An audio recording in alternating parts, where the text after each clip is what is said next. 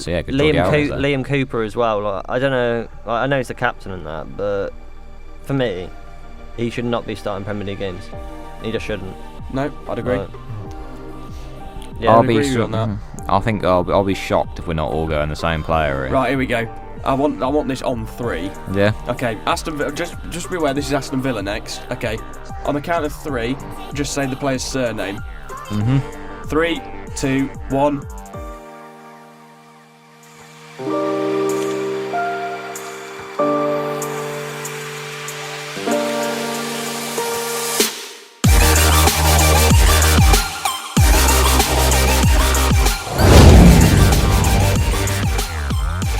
Ladies and gentlemen, boys and girls, welcome back to the Handbags, Manbags, Bumbags podcast. Now, it's a very special episode this week because, well, it's our 1-year anniversary this week. Well, I say for the Handbags, Manbags. It was when we were World Class Waffle. Yeah. As we dark are 6 months. As we were recording this, it is the World Class Waffle's 1-year anniversary, 1-year birthday, on the 9th of November. But obviously we are that no more, and we are the HMB podcast. And this week we're going to be delving into who's the most overrated player at each Premier League club. Now, this could spark some controversy. Yep. I know for a fact that my picks will probably spark some controversy. But we will assess it as we go along. So, coming up this week, we are going to dive into each of the 20 Premier League clubs if we've got time. It'll be quick. Depending on how much we waffle on. But we'll be diving into each 20 Premier League clubs, saying who's the most overrated. Quick, brief explanation into why, and jobs are good, and we'll move on to the next one. So the way this is going to work, we are going to do it in table order. So sorry, Norwich fans, if there is any of you, you might not get much action at the bottom. I can say that I'm from Ipswich. I'm allowed to slander Norwich. Oh, shut up. But never Rivalry. mind. We are going to start with Chelsea, and the quicker we do this, the better. So let's start with Chelsea, and You go first. Just off camera, in the last 2 minutes, me and Rob have actually said the same person. Oh, you changed now, have you? Now you got me in your corner. You're not bottled it anymore. No, I had 2. Jorginho was my first one. Saul was my second one. And now you've said Jorginho as well. I'm going to stick with Jorginho. You've unbottled it. Supposedly, we said a couple of weeks ago when it was when we were doing the the Ballon d'Or team that he probably might win it. Yeah. No, basically. My quick and simple reason is he's not a bad player at all. He's a very good player, but at the moment he's being rated as a Ballon d'Or candidate, which he blatantly shouldn't be. He's not, and that's why he's overrated for me. Simple as. I'd agree with you on that, and the fact that he doesn't actually get, as a midfield player, he doesn't get many assists, and the only goals he gets are penalties. Yeah. It's not his job though, to be fair. Yeah, he's a deep line playmaker. I agree with that. But dictates the play. But still, he's just not. He's too overrated. Yeah, the key here is overrated, not worst player. When a lot of these Jorginho is probably one of Chelsea's better players. The majority of these are not bad players. We just think they've gone to, usually in the case of their own fans, because anyone outside of Chelsea fans seems to acknowledge that Jorginho shouldn't be going near the Ballon d'Or. So that's the only reason. He's only overrated because people think he's one of the best players in the world, which he blatantly isn't. Yep. Jay, what about you? To be different, I'm going to say Pulisic, I think. Pulisic? Oh, he switched. Reasonings? I'm pretty sure he cost like 60 million or whatever it was, and something along those lines. He's pretty much done nothing apart from, I'm pretty sure he's scored a hat-trick against Burnley once or something like that. How do you remember that? To be fair to Pulisic, that was the perfect hat-trick. Yeah, that's it was the a header, right done, foot, left foot. Perfect hat-trick. That much money and... Not justifying it. Barely ever plays. Supposed to be one of the next wonder kids, supposedly, but he's not. Yeah, he's meant to be like America's. Too injury prone. He is too injury prone. That's the case with a lot of players. America's hero or whatever, and it's just not. Yeah, it's just not. Well, that's Chelsea dealt with, and I don't think there's any real controversies with that. Kai Havertz is up there as well, but I suppose I'll let him off for scoring a Champions League winner. So. Yeah. Right. Well, Manchester City's up next then, and what? Timo Werner. Actually, no, I suppose he's actually not rated anymore. Yeah. He's slowly turning it around. That's the problem. 1 goal and 1 assist this season. Yeah, that was the issue. So we now get on to City. Me and Ben were having a discussion while you were taking ages to get ready. We were saying that the City it's really hard to do at City because the people that you'd assume because they aren't rated. Because Ben went straight to Nathan Ake, who just blatantly isn't rated anymore. Everyone just thinks he's crap. So I have turned it around and said Ruben Diaz. Yeah, because I've had to agree. Just because it was a tough one, but again, just it's the same with Manchester it's City. more a case of overhyped and overrated. They're not bad players. That's the whole point of this. They're not bad players. They're just overrated players. Yeah. Like, they play well every week. I mean, Ruben Diaz has kept a clean sheet in the Manchester derby this week alongside John Stones. So It's just looked well. Again, not as if they were actually tested much, but yeah, it's just so again, it's just say slightly too much hype being tipped as the second coming of some various defenders after one season. But obviously, he played incredibly well, but I still wouldn't have ranked him above most other defenders overall in the Premier League. Like last season, by far the best, but you can't give him 1 year and say, oh, he's prime Vidic. To be fair, that's what Liverpool fans did with Van Dijk. Yeah. To be fair, but Well, we'll get on to that later. yeah, exactly. Well, Manchester City. Jake, what about you? I would go along with that consensus, but just to be different again, I'm going to say Jack Grealish. Jack Grealish, interesting. Yeah, What 100 million. reasoning?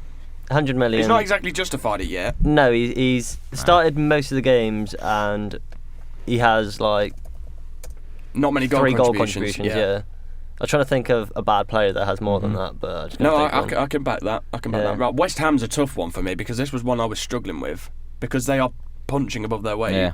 West Ham, a couple of years ago, West Ham, I'd have said Declan Rice every day of the week, but he has massively proved me wrong. He is world class now. If there's I've rated Declan Rice for a while. if there's ever been a player in my just 'cause you lifetime, want him at United. if there's ever been a player in my lifetime that has proved me wrong, who I always would be, I said I'm not as good as they are. Anyone's ever proved me wrong, Yeah. it would be Declan Rice. Because 2-3 years ago, I was saying he's just so bang average, wouldn't get anywhere other than West Ham. Yeah.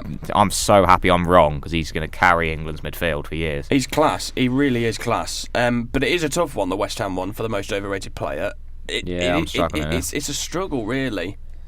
I'd probably have to say one of the centre backs. Probably. Yeah, for me, like realistically, he's not rated, but because he was part of the squad that finished 6th, I'm going to say Craig Dawson.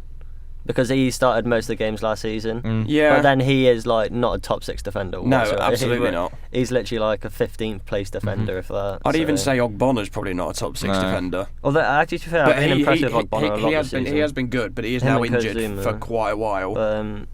Yeah, I'm just looking through their squad, and I just can't really pick anyone It's out. so hard to say. Like there's so many players I'm sitting here thinking I think underrated, like Jared Bowen, for example. I think West Ham is genuinely probably the hardest team we'll have today, and I'm glad we got it out of the way early. Maybe Vlasic, but he hasn't really had Nah, time. He's been injured a lot. Yarmolenko, I know he's been injured a lot. He's been injured but again. He's barely done anything in his time. But he wouldn't get into West Ham's starting 11 now, really. No. I'd just coast by. I think I'd have to go again, just purely because I can't think of anyone else. I think I'd have to go Fabianski, but that's more just of an age thing now. He's just slowly declining. Yeah, I guess. Areola's waiting in the wings, putting in some good performances in the cup, in the Europa League, in the cup. So I think Fabianski, he's slowly dropping off his levels. Yeah, got a few mistakes in him now. Yeah, I think West Ham certainly is the toughest one we'll have today, probably. Yeah, I'd definitely say he's not the best keeper at West Ham now. So for that reason, he would be overrated, even if it is just by David Moyes. Right. The first one of our clubs now, and it is Liverpool.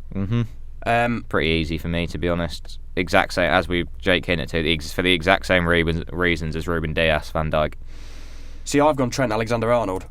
Nah, Trent is class. Attacking wise, I think he's insane. Defensively, though, that's where I think he struggles. I feel like he contributes so much going forward, though, that his lack of defensive ability gets covered up. So I think it's a bit like Kyle Walker with his pace, but it's just Trent with attacking. I think it's got to be Van Dijk because I'd blatantly be a hypocrite for saying what I did about Diaz 10 minutes ago if I didn't then go and say the same for Van Dijk, as Jake pointed out when I was saying it. It just has to be for the exact same reasons. Yeah, because there's no doubt Van Dijk had an incredible season a couple of years ago, but he was getting best Premier League defender of all time, which I'm just not having that whatsoever.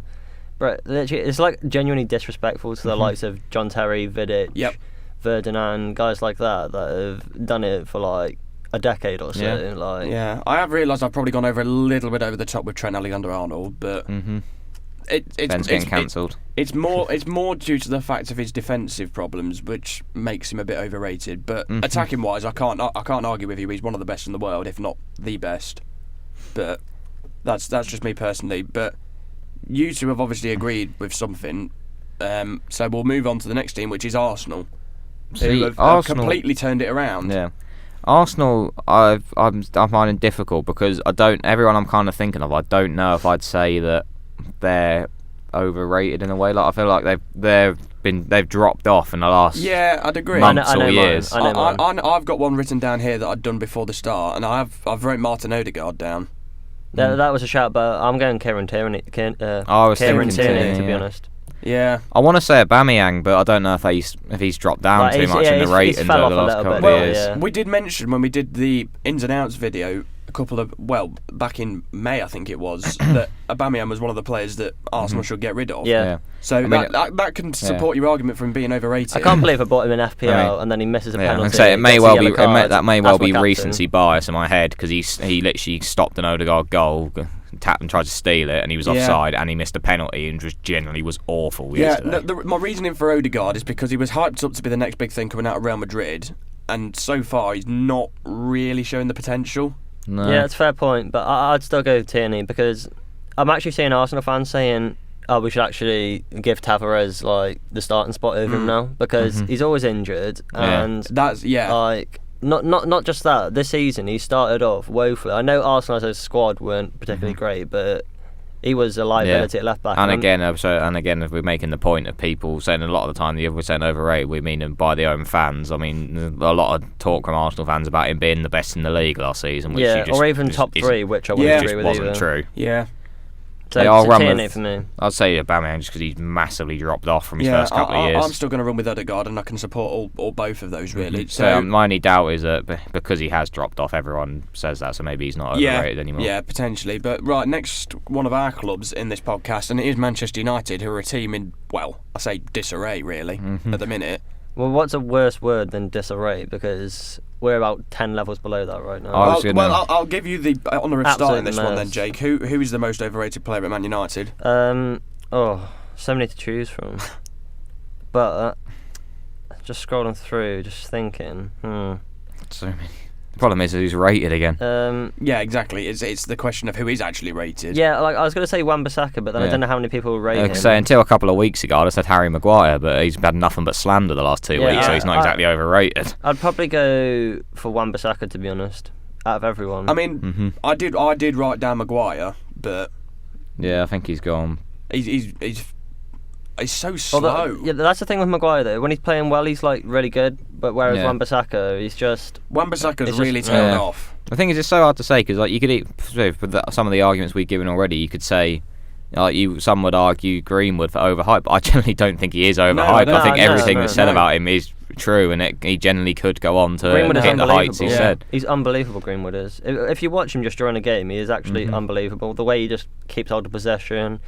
Shoot with both feet. He's good at dribbling. Like he has everything. I did say to Jake before the recording started that I was going to say Bruno and just say pen merchant and move on. So maybe I should. I think I'd back you with Wan-Bissaka, to be honest. There we go.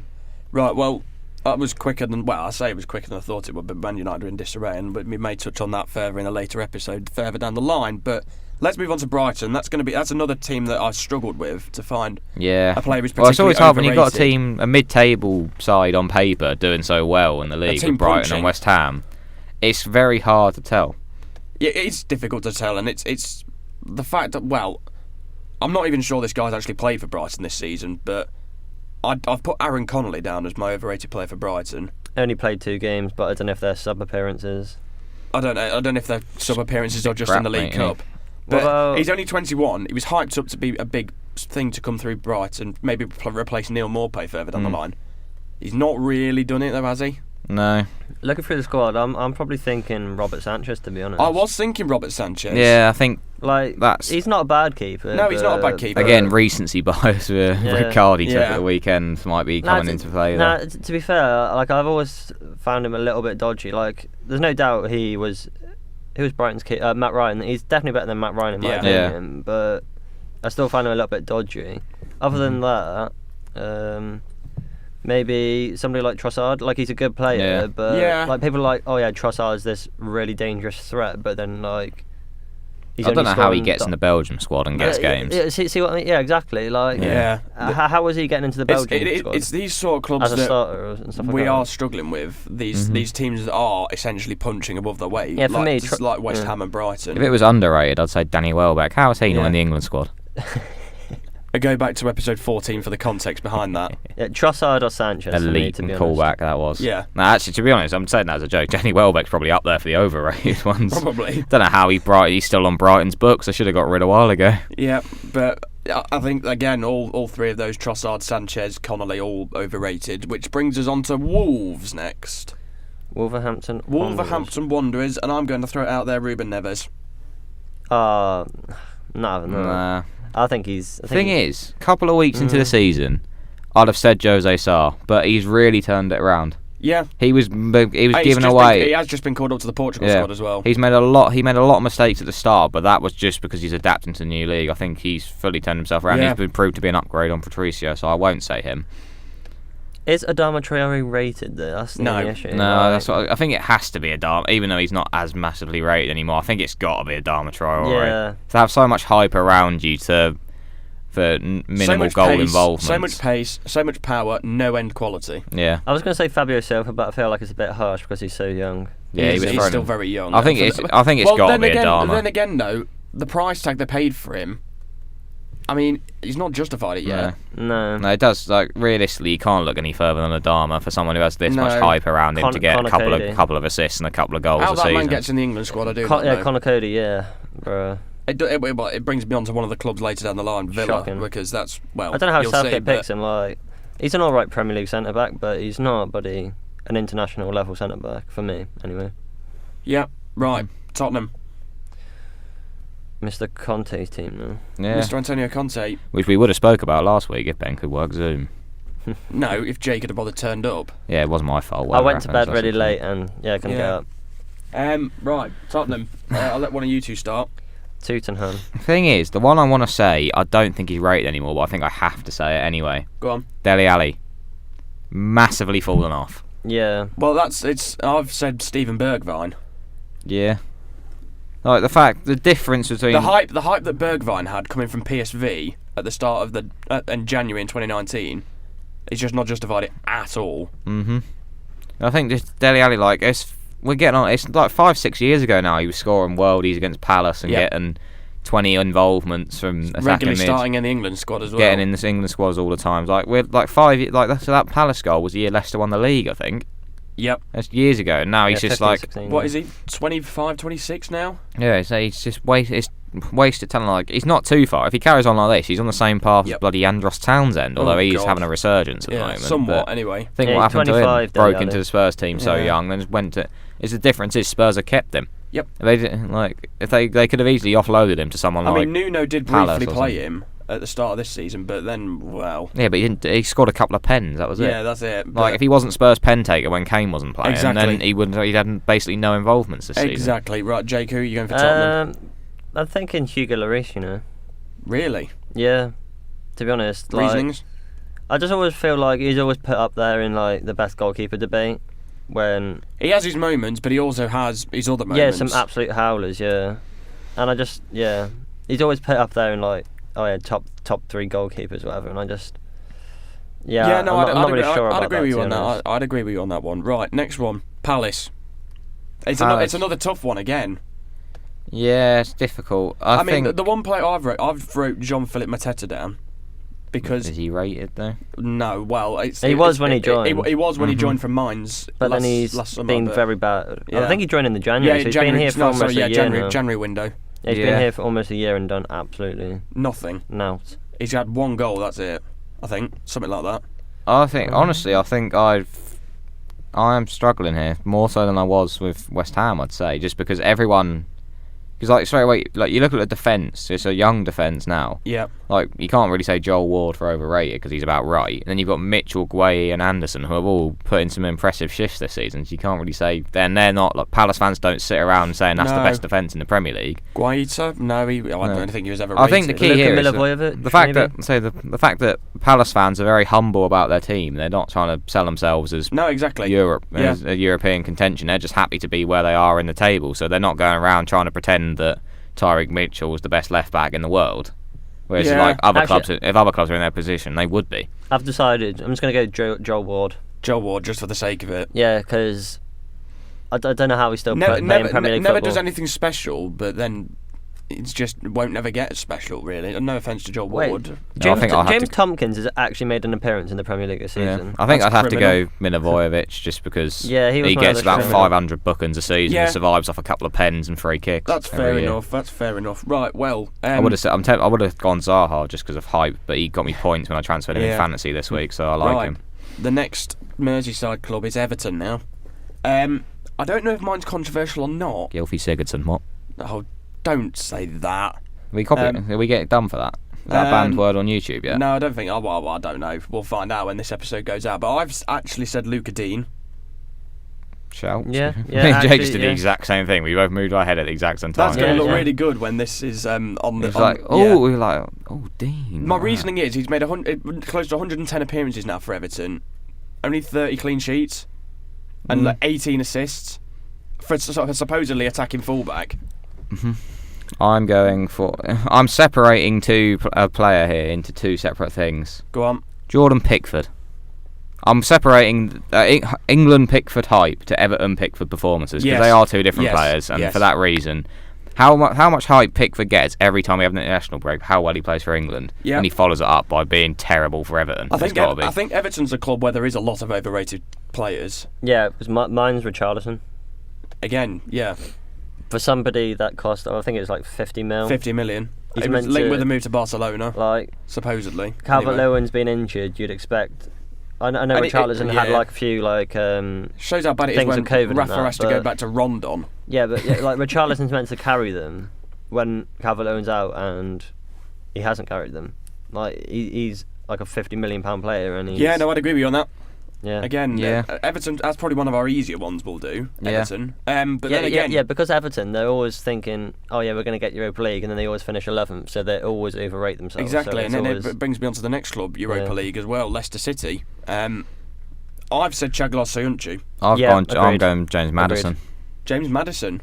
Really? Maddison's up there as well. Maddison is up there. Söyüncü was the standout for me. Watching him at the Leicester Burnley game I went to, he was awful alongside Vestergaard. Really awful. He has been for a while. He was bullied by Wood and Vidra. Yeah, in fairness, what I would say, a lot of my thing with Maddison is probably more towards this time last year when obviously people were trying to bring him into debate, the debate of Grealish and Foden for the England squad, and he's just not. He was not in the same class as them. No, he's just not. Same Mount there as well. He was never in that debate. And Maddison's like not even in conversation with Jesse Lingard, in my opinion. He's even below Jesse Lingard. I know. Genuinely. He got on the end of a tap in against Brentford to win the game, didn't he? But he's not done anything. And then giving it large to the Brentford fans. So I know he suffered from injuries and that, but he's not since he last came back from injury, he just hasn't done anything. I know he hasn't. No, he didn't. He's only goals because Daka was unselfish. He could have finished that himself. He just hasn't done anything. I'd agree.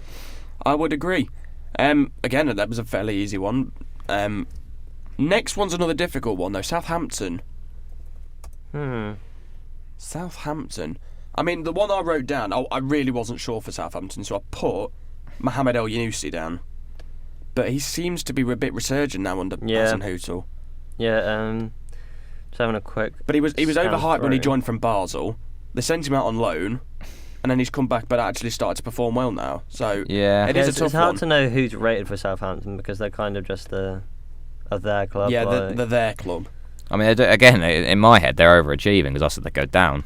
I reckon I'm going to say Moussa Djenepo, probably. Yeah. So I was eyeing up as well. Yeah. Because when you watch him on the ball, he's actually so slick and that, but then just no end product ever, ever. No. Yeah, that is true. Yeah, I'd be tempted to say. I'd even be tempted to go one of the strikers. To be honest, Che Adams. Yeah, Che Adams. I was thinking Che Adams as well. Again, that's probably more a case of injuries, but Walcott there is. It might be my head, but I remember when he signed for Southampton, I was doing my radio show. And I said I put him down to be signing of the season because I thought he'd be goals that would keep Southampton in the division. And Danny Ings literally got 20 more than him. I don't think he's hit enough numbers you'd want from a club down that end of the table for me. But again, injuries have been an issue, so maybe he's not the best one to pick. I would have said Mohamed Salisu, but he's been really good this season. He's been really good this season. He was awful last season, but he is really good this season. Right, one of our first promoted club this season is Brentford. Ooh. This one's been really tough. It is really tough, but I'm going to throw it out there. Judged from the Premier League so far, I'm going to throw out Ivan Toney. Yeah, I think he's got to be brought into question because he's not based on the Premier League as well as we thought he would. Everyone was hyping him up, saying he's going to be like Bamford when last season for Leeds. Yeah. But he's what is it? I think I'd 2 goals this season in the Prem? I think I'd have to agree, to be honest, just because, like you said, because we've seen. That's genuinely. So even Timu Pukki when he came up the first time around. He's the only one that's really rated. Yeah. So Timu Pukki got 4 in 2 games when he first came up, didn't he? So yeah.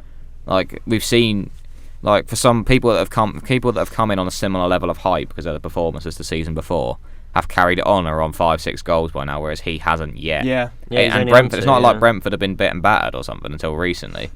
They've been playing very well. They've been the team just battering clubs. The midfielders are the ones getting all the goals instead of Toney. Yep. Yeah, like Johan Visser, he's played 4 games, got 2 goals. Yeah. Toney's played 11, got 2 goals.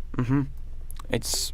He is the only one that's generally like an actually high-rated player at Brentford. Yeah, I think it has to be. Again, it feels harsh to say it, but I think it's got to be. Yeah. Right, who's next? Leeds United. Tough one again. I don't know. I reckon there's quite a few here that you could pick from. Go on, and I'll let you begin then, Jake.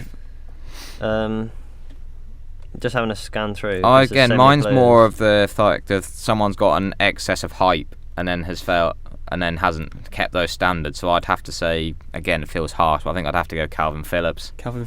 Oh, just because. I've gone Patrick Bamford. You just praising him a minute ago. So I don't care. He's not. I know he's been injured this season, but then again, he got in the England squad for goodness' sake. But then he's just.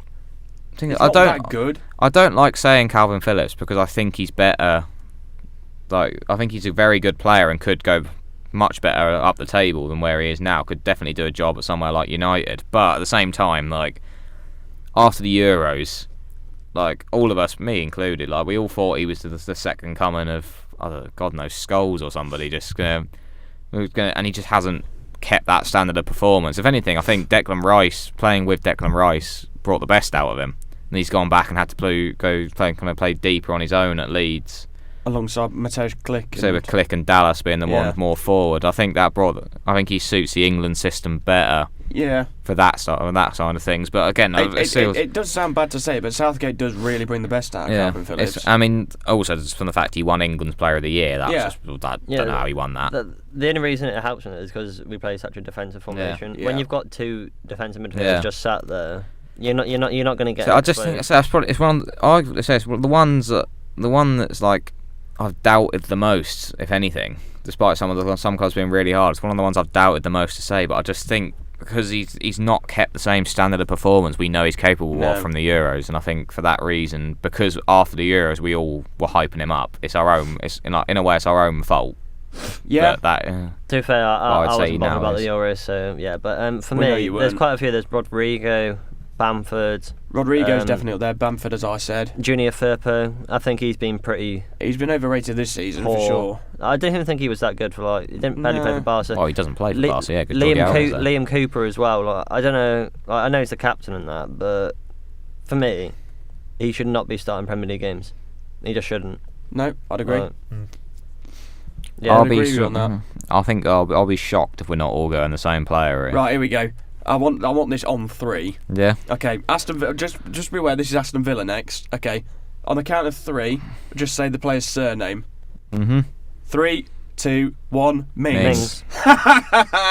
Yeah. It's just too easy. This was the easiest one. How's he getting in England squads again? Like it's the same with Cody. You've literally got every week Ezri Konsa plays next to him, and Gareth Southgate watches these games, and watches both of them and goes, I want Tyrone Mings in my squad. I don't understand it. The only reason I can think is because he's left-footed. Yeah. Only reason. It's bizarre. Left-footed centre back is the only reason it makes sense. It's really bizarre, isn't it? But if I were Ezri Konsa, I would have switched to Portugal by now because he can do it. Yeah, because he should have been picked a long time ago. Like Gareth's messing about with it now. Like if he keeps doing it like this, it's gonna eventually Like, he's going to switch at some point because he's going to want to play international football. If he can play for Portugal, like Pepe's getting on, Jose Font's getting on. Yeah, they might as well do it. What is it? 37 and 38 or something. The late 30s, yeah. I think like the Antonio situation at the moment as well. Like, he switched to Jamaica, but the way he's been playing, he would have got called up in this squad probably. Yep. But Gareth took too long to get him involved, so he switched nation. Exactly. Problem with doing the same thing with Konsa. Deary me. At least we were all knew which one we were going to pick. The next club is difficult though, because I'm not sure this club really has anyone that is rated particularly. Yeah. Other than one player, and it's Watford, and the only real player that is rated is Ismaila Sarr. Yeah, that's his own. That's his downfall, isn't it? I guess. Yeah, because he's got so much expectation on his shoulders. He carries that team. Yeah. I'd go Moussa Sissoko at Watford. Yeah, to be fair. Although, in fairness, when they were absolutely awful when they played Liverpool, he was the one player who put a consistent shift in. But if he was still at Spurs, he would have been up there for who I'd have said there. So naturally, I have to say at Watford as well. To be fair, for Watford, Emmanuel Dennis and Josh King are helping out Ismaila Sarr. To be fair now. Yeah, I don't know. I think I'd just go Sissoko just because I think he's been stealing the living for a couple of years now at Spurs, and now he's moved to Watford. So I think it's more a case of if he was at Spurs, I would have said him. So I kind of have to at Watford because he hasn't changed. Not a bad shout, yeah. Not a bad shout at all. Right, next one is my team, Burnley. I'm going to let you two start on this one. Nick Pope. Yep. I think I'd have to go Pope as well, just for the drop off, not living up to expectation. I'll admit he's been awful this year. I've never really rated him though, personally. I just think he's overrated, very overrated. I think like his shot stopping's good, but that's the his thing. Distribution's awful. People talk about his shot stopping, but I always find it so like dodgy and awkward the way he saves and stuff. Like he's not. Like if he was my confident. keeper, I wouldn't. Yeah, I think it's another one who's failed to live up. Obviously, was at one point was a sole contender to take Pickford's number one spot for England, and now he's not. He can't even get in a squad against a Championship keeper. Yeah. I think that says, and we've still got Dean Henderson who will be a go ahead of him when he comes back from injury. Realistically, he's gone down to like fifth choice now. But since Pope's been dropped from the England squad, he's started to pick up again his performances somewhat. Anyway, but he isn't actually the Burnley player I picked.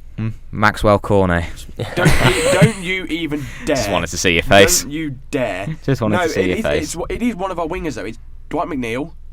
Yeah, that's actually not a bad shout, to be fair. Because he's so one-footed. Yeah, and he doesn't actually contribute that much, to be fair. Not really. For somebody that's meant to be like a He doesn't contribute much. He doesn't contribute defensively much. I'd admit he's got a wicked left foot, but he's got no right foot. I feel like he barely ever uses the wicked left foot to actually do anything. Well, it doesn't help that Chris Wood's useless half the time, but... Just at him then. Well, no, because he's the only one that scores goals, him and Cornet. Yeah. The next one's going to be hard. The last two are going to be so hard. Jesus Newcastle Christ. and Norwich. How long we got? 7 minutes. Right, Newcastle and Norwich. Let's start with, Newcastle's next. Tough one again. Yeah. Is anyone actually rated? St. Maximin. He's the only one that's rated. I put Ryan Fraser down because he was supposed to be good when he joined Bournemouth.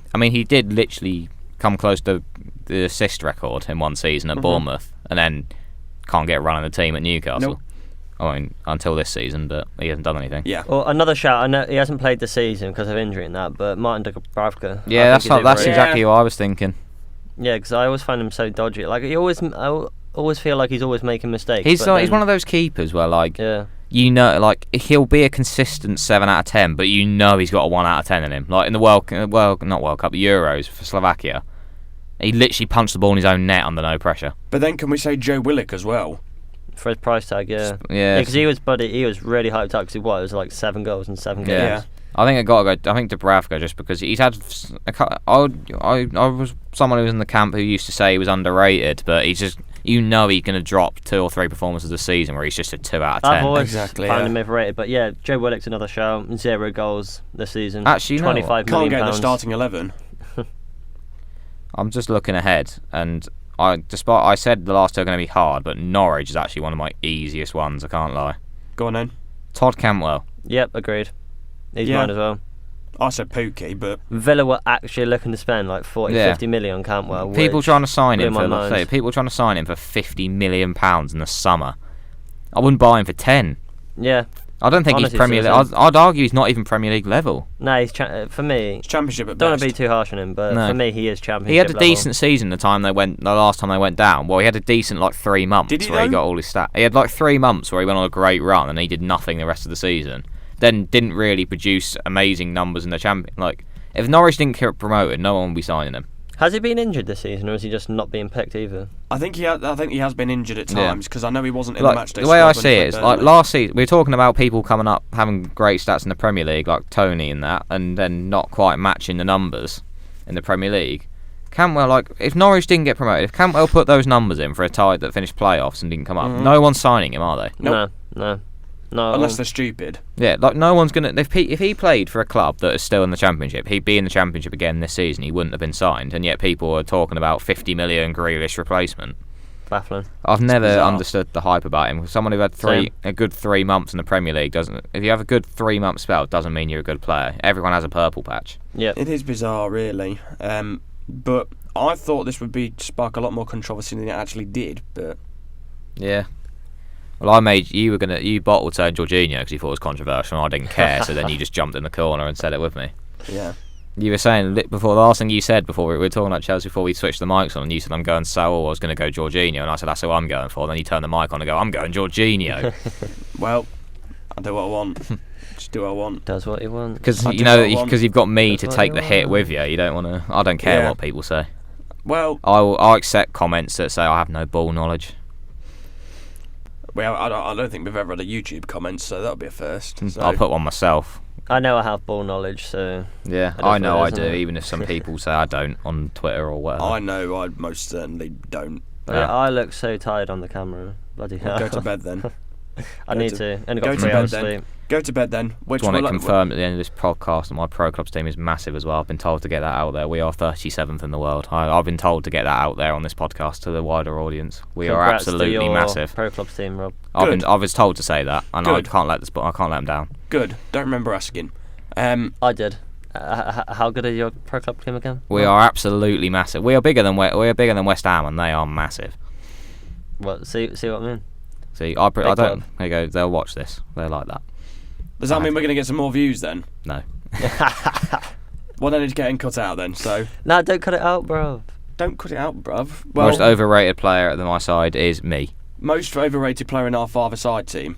No, both of you to you. I prefer not to speak. I prefer not to speak. If we're going off those who are actually rated, it's one of you two. So I'll let you decide between yourselves. That is true. Probably me, because the amount of chances I miss. Yeah, you were a post magnet last year, and now you can't even hit the target.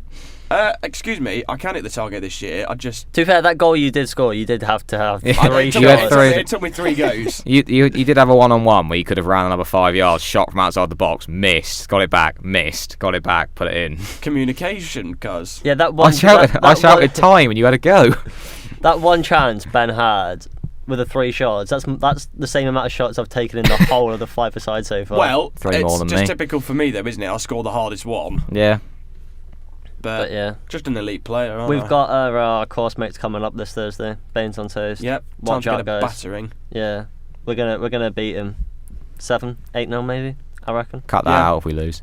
Yeah, but this will have already gone live before. There, take it down and cut it out and put it back up if we lose.